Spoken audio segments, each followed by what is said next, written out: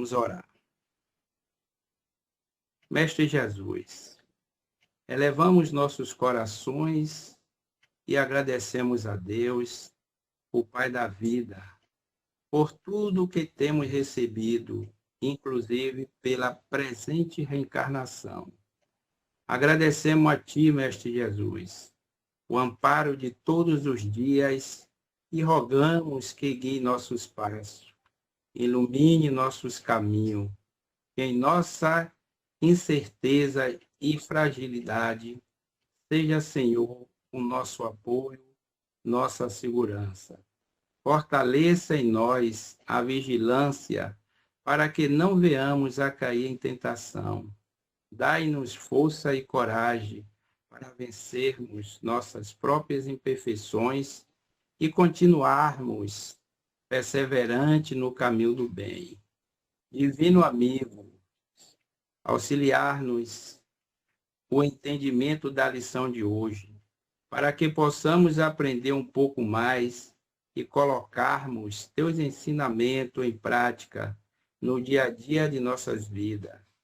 E assim, em teu nome, Mestre Jesus, em nome dos Espíritos responsáveis por esta tarefa de amor, mas, sobretudo, em nome de Deus, iniciaremos os nossos estudos, nossos trabalhos, as nossas reflexões esta noite. Que permaneça conosco, Mestre Jesus, que assim seja. Amém. Assim seja.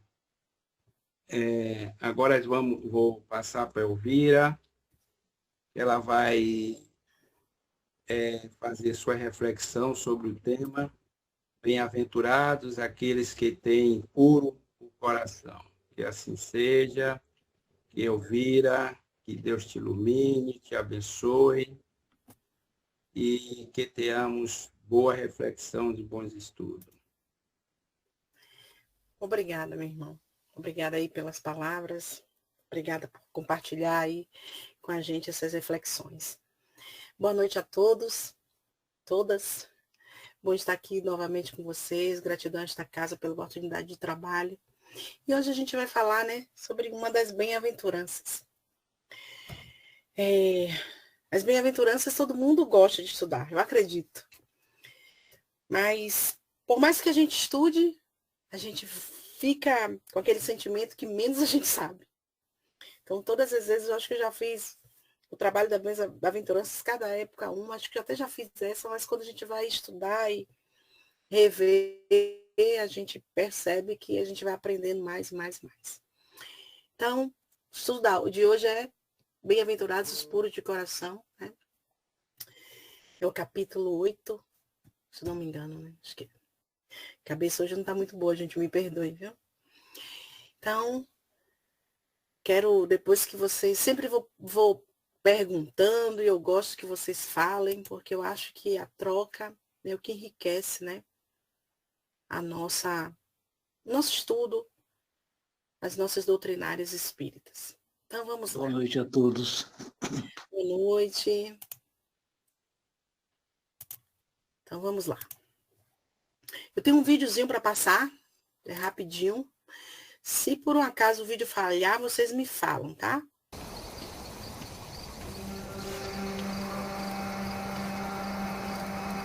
Tô pronto.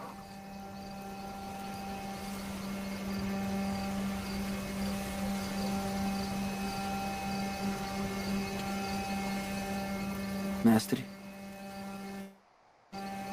Bem-aventurados os pobres em espírito, pois deles é o reino dos céus. Bem-aventurados os que choram, pois serão consolados. Bem-aventurados os mansos, pois eles receberão a terra por herança. Bem-aventurados os que têm fome e sede de justiça, pois serão satisfeitos. Bem-aventurados os misericordiosos, pois obterão misericórdia. Bem-aventurados os puros de coração, pois verão a Deus. Bem-aventurados os pacificadores, pois serão chamados filhos de Deus. Bem-aventurados os perseguidos por causa da justiça, pois deles é o reino dos céus.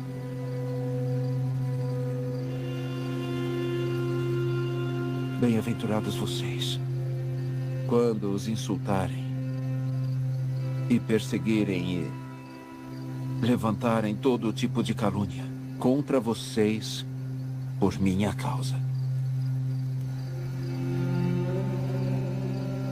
Alegrem-se e regozijem-se, porque grande é a recompensa de vocês nos céus.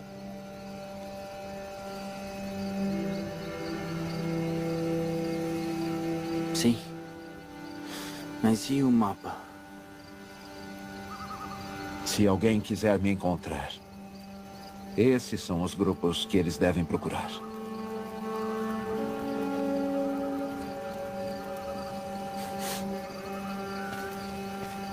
E depois? Vocês são o sal da terra.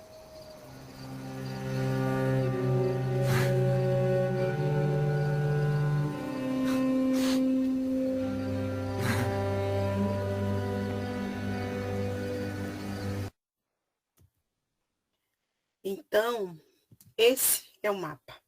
Esse é o mapa para a gente chegar até Jesus, né? As bem-aventuranças é o caminho. São as pessoas, né? São os grupos que ele disse que seria muito mais fácil de chegar até ele. E hoje a gente traz aí um dos grupos. Um dos grupos que se achegarão muito mais rápido a Jesus. Os puros de coração.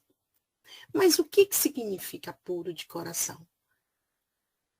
E a gente está aqui hoje para pensar sobre isso, para adicionar, né, tempero à nossa forma de se achegar a Jesus, a purificar o nosso coração. Hoje a gente está aqui para discutir, para ressignificar realmente o que a gente acredita ser puro de coração. Então, Jesus, quando esteve aqui, né, quando percorreu as terras onde ele pisou, ele falava da verdadeira pureza. E dizia que a pureza não estava nas aparências, nem nos rituais, mas num coração sincero, num coração simples, desapegado do egoísmo.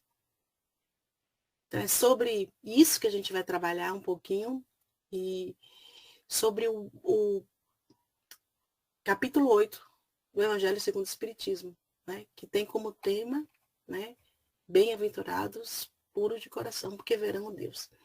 Essa passagem está lá em Mateus 5:8. E Jesus também comparava, tinha assim como modelo de pureza de coração as crianças, né? Claro que o espírito infantil, né, um bebê quando nasce, traz experiências de outras vidas. É óbvio. Mas na fase inicial, ele tem a ingenuidade, a docilidade. E isso é que Jesus, né, fazia com que a gente ligasse esse simbolismo da simplicidade que é necessário para que a gente entre. Ou para que o reino de Deus entre em nós, né?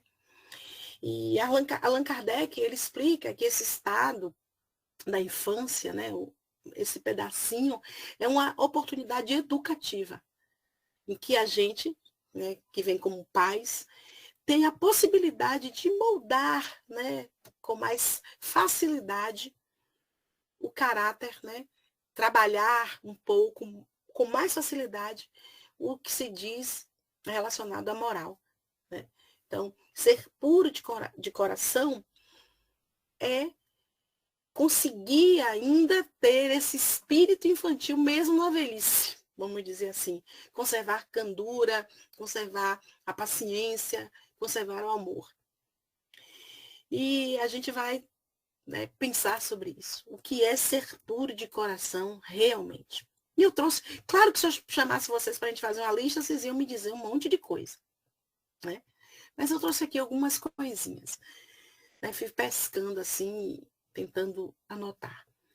Então, ser puro de coração é agir com sinceridade, é agir com honestidade, é dominar aquelas paixões negativas, materialistas, que é o ódio, a inveja, o egoísmo.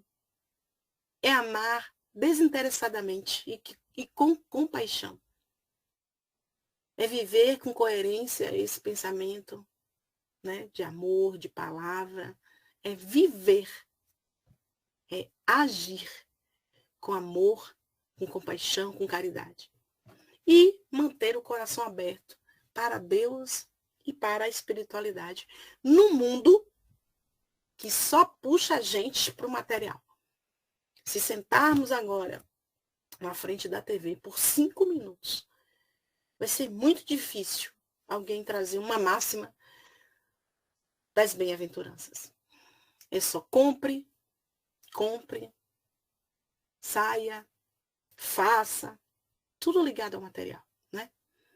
Então, mas qual é o sentido mesmo que vai ter eu ser puro de coração, Elvira, num mundo que as pessoas estão cada dia mais brutas, mais secas, né? Como é que eu vou me defender sendo puro de coração? Ser puro de coração não é sinônimo de ser bobo, de ser ingênuo, né? Não é isso. A gente pode ser firme. Quando a gente é com filho, quando a gente diz um não, a gente não está sendo cruel. A gente está pensando nas várias possibilidades que pode acontecer, caso ele vá fazer alguma coisa que não é muito legal, sair com pessoas, estar em alguns horários, em alguns lugares. Mas o amor que eu tenho por ele, né, naquela situação, não quer dizer que a minha atitude seja uma atitude tirana. Então, o sentido de ser bom de coração, né, de estar perto de Deus num mundo que muitas vezes parece que não está na ordem natural, que está tudo numa desordem, é que a gente a gente tem a nossa individualidade, a gente caminha para Deus. Eu não posso agir diferente daquilo que eu acredito que é o que me faz chegar para esse Pai. Porque todo mundo faz, né? Então, o sentido de ter um coração puro no mundo, muitas vezes turbulento, é entender as máximas desse Deus, as coisas naturais dele. Eu vim para este mundo e eu creio que eu vou voltar para o meu mundo real, né? Vamos dizer assim, para minha casa, porque a gente está aqui de passagem. Somos espíritos tendo experiências materiais e não o contrário, né? Nós não somos matéria tendo experiências espirituais. Então, quando eu penso na reencarnação, quando eu penso que, como Jesus nos atestou que o reino de Deus não é desse mundo, quando eu penso nas várias vidas que eu tenho, faz todo sentido eu querer, mesmo nesse caos aparente aos meus olhos, ser puro de coração. Mas o coração, que a gente fala aí, não é o órgão em si, né? O coração aqui é tido como, no sentido figurado, o centro da nossa personalidade. Então, o termo coração se refere ao pensar, ao querer. E Jesus está falando que essa pureza, ela não tem que estar fora de mim. Ela tem que estar dentro de mim. Né? Ela tem que estar nos meus pensamentos, nas minhas emoções, naquilo que me motiva, naquilo que me move, nos meus desejos, nos meus anseios, aonde eu quero chegar. Então, o coração, propriamente dito, órgão do corpo humano, ele bombeia sangue para todo o corpo. E fazendo a analogia e a pura de coração, quanto mais eu tenho esse coração puro bombeando para a minha vida, mais a minha vida vai seguir o curso para onde tem que ser, que é para Deus.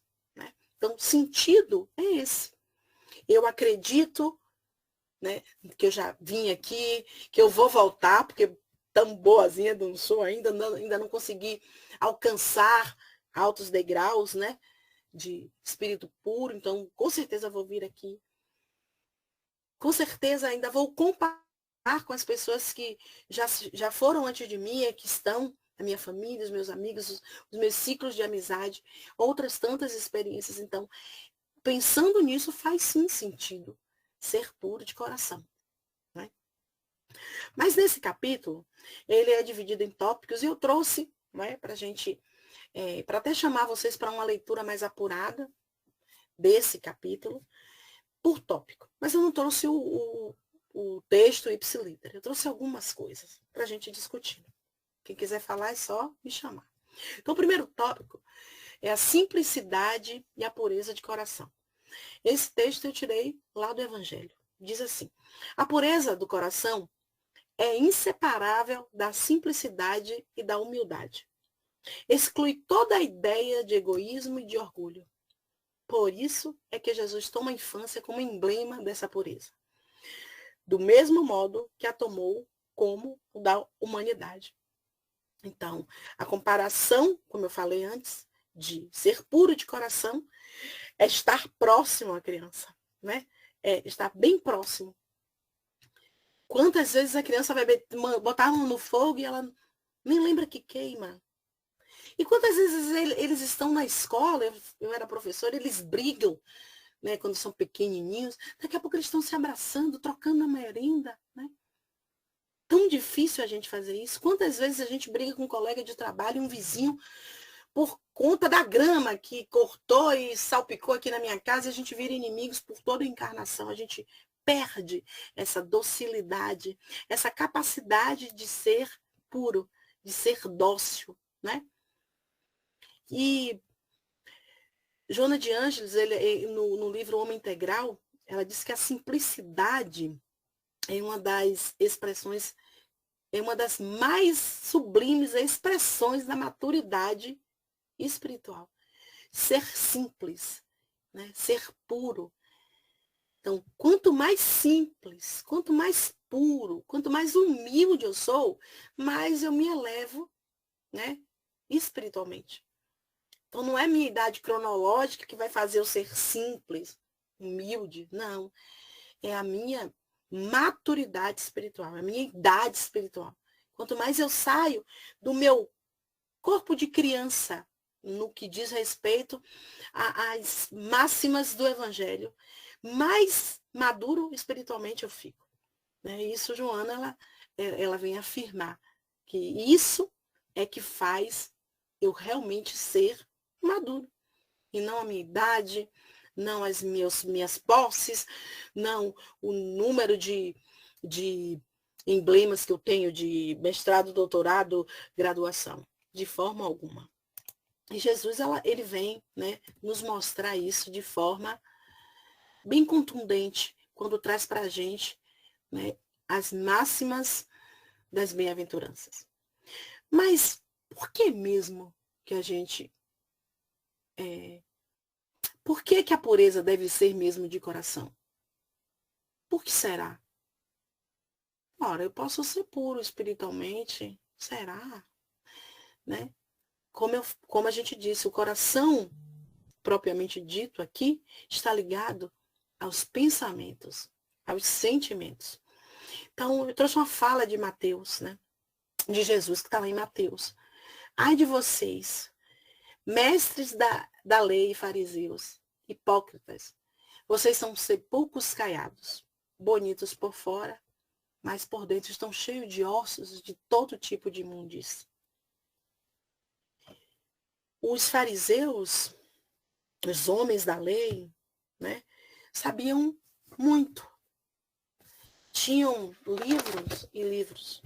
Liam e saíam de sua boca palavras maravilhosas, máximas maravilhosas, né? Sobre Deus, sobre a criação, sobre a lei mosaica, né? Sobre os profetas. Mas eles faziam, muitas vezes, totalmente o contrário do que pregavam. Então, a pureza de coração A pureza tem que ser de coração. E não das palavras que saem da nossa boca. Ou das nossas ações sem sentido. Porque quando eu tenho o pensamento e o sentimento puro, quando eu exercito isso, a gente faz o bem, né? Naquelas máximas, sem olhar quem, de forma tranquila, sem forçar a barra, vamos dizer assim. É tão natural quando a gente exercita essa pureza de coração, que quando a gente consegue, mesmo sendo espíritos imperfeitos, no mundo de provas e expiações, fazer o bem de forma simplória, que não é mecânica, que a gente não quer aplausos, até às vezes a gente mesmo se assusta. Até a gente faz assim, nossa, nem percebi que eu fiz isso. Por quê? Porque o hábito de fazer, né? O hábito de fazer é tão natural que a gente só faz. Vamos lá. O segundo item do Evangelho tem título assim, pecado por pensamento e adultério. Eu não trouxe esse texto de lá, né? Muitas vezes a gente precisa ressignificar algumas palavras. Se eu trouxesse a palavra adultério, por exemplo, simples, e perguntasse a vocês, gente, vocês sabem o que é adultério? Óbvio que se a gente fosse para toda a gama de dicionários existentes, né? Dicionários A, B, X, iam ter quase o mesmo viés, né? Que faz menção ao homem, o parceiro ou parceira, traírem. Só que Jesus, ele como sempre, né, vem abrir o nosso olhar para além do que está posto. Então, os homens limitavam o adultério apenas à infidelidade sexual. Só. Se perguntar a metade da população o que é adultério, vamos dizer que está ligado, né, à infidelidade sexual, à traição de um ou vice-versa. Só que Jesus, ele vem e amplia esse significado, né, desse pecado para um outro olhar, para o olhar lascivo e o coração impuro. Então, se eu não sou pura de coração, quer dizer, se meus pensamentos, se os meus sentimentos não são puros, eu sou uma adúltera, mesmo que eu não pratique uma infidelidade com o meu parceiro. Então, Jesus, ele vem ampliar um pouco quando diz bando de adúlteros, bando de pessoas que pensam mal, que sentem o que é mal, que não são bondosas, que não são beneficentes. Então, embora os homens não possam julgar o olhar adulto e o coração impuro, né? Deus, que sonda os nossos corações, sabe de todas as nossas fraquezas. Então, os nossos pensamentos é uma força motriz. Ela tem força de mover montanhas, já dizia Jesus. Então, é ele que é o nosso pior inimigo hoje. Mas ele sou eu, Elvira. Você está lembrada disso? Sim. Meu pensamento sou eu. Ou eu sou meu pensamento em ação, vamos dizer assim. Mesmo quando eu não mexo as mãos. Quando o meu coração está cheio de rancor, de ódio. Existe uma energia que me circula. Tudo vai estar energizado naquilo que está dentro de mim. Quando a gente vai fazer uma comida, que a gente está chateada, algo vai dar errado. Ou a gente salga, ou queima, ou falta algum ingrediente. Porque essa energia está desestabilizada. É um exemplo simples. Mas notem que todas as vezes que a nossa essência está desestruturada, a nossa vida ela parece que vira uma turbulência, né? E aí eu coloquei ali embaixo, né? Meio para chocar mesmo, para a gente entender. Não basta ir para a cama do adultério para cometê-lo. Basta só ter a intenção de arrastar para a cama a pessoa ilicitamente desejada. Só para a gente fazer uma comparação. Porque a gente está tão na cabeça que adultério é quando tem uma infidelidade, né? Quando tem um ato. Então não basta eu estar na cama do adultério para a gente cometer ele. Quando eu penso, eu já cometi. Quando eu tiro a pureza do meu coração, quando eu tiro a pureza dos meus pensamentos e dos meus sentimentos, eu já adulterei, vamos dizer assim. Não é adulterar, não. Então, a gente tem que começar a dar um novo significado às coisas, né? A partir do estudo, isso é bom. Mas, principalmente, para que a gente deixe as coisas mais simples. Quanto mais a gente simplifica a nossa vida, é mais fácil da gente entender e é mais fácil da gente pôr em prática coisas que vêm de Deus. Porque as coisas que vêm de Deus são difíceis da gente pôr em prática, né? Não dá para fantasiar isso. Sabemos que a gente não veio para aqui para brincar, a gente não veio para o playground, eu sempre digo isso, a gente veio aqui para evoluir dá trabalho, né? Evoluir, a gente tem algumas ações que nos limitam. É um dizer não a gente todos os dias. Todos os dias eu digo não a mim. Quando a pessoa me irrita, que eu quero estrangular ela. Quando a pessoa está no trânsito que me fecha. Quando alguém é ingrato comigo, é o tempo todo me dizendo não. Então, o tempo todo eu tentando não cair na cama do adultério do meu coração, dos meus sentimentos, das minhas palavras, né? Que viram ação. Então, pecar por pensamento é isso. É cometer o adultério naquilo que é força motriz para me afastar de Deus ou me juntar a Ele. É o meu pensamento que diz assim, eu vou para o centro hoje. E aí eu ajo. É o meu sentimento que diz, eu vou fazer o evangelho no lar. Mas é o meu sentimento e o meu pensamento que diz, eu vou fazer nada. Tem um aniversário hoje, eu vou cair na gandaia. Então, o nosso pensamento é força que move o mundo. Que mundo eu vira? O meu e daqueles que estão próximos de mim. E é isso que Jesus vem despertar na gente, né? Mas como é que eu tenho um coração puro? Se alguém me achar a fórmula, por favor, me mande correndo. Eu mando o endereço, tudo direitinho, CEP, tá bom? E aí eu trouxe aí pra gente brincar, né? Ô, promessa tem jeito, sem jeito. Ô, história que virou clichê. Ô, gente, tenha um pensamento puro. Chegue-se a Deus. Ô, promessa sem jeito às vezes. Né? E muitas vezes vira clichê. Porque parece que está longe da gente. Não está longe da gente. Se a gente pegar, por exemplo, aquela passagem do homem de bem, a gente toma um susto. Eu não vou conseguir isso. Eu não vou conseguir isso. Ih, estou longe disso. Mas não é para a gente conseguir tudo de vez ainda. Mas um pouquinho todo dia. Com aquele chefe que muitas vezes é intransigente e a gente respira e ora por ele. Por aquela mãe incompreensiva. Por aquele filho rebelde.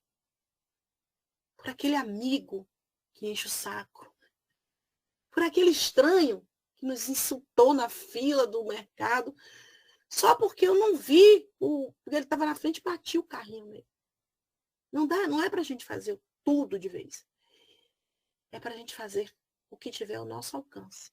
Contudo, fazendo uma forcinha.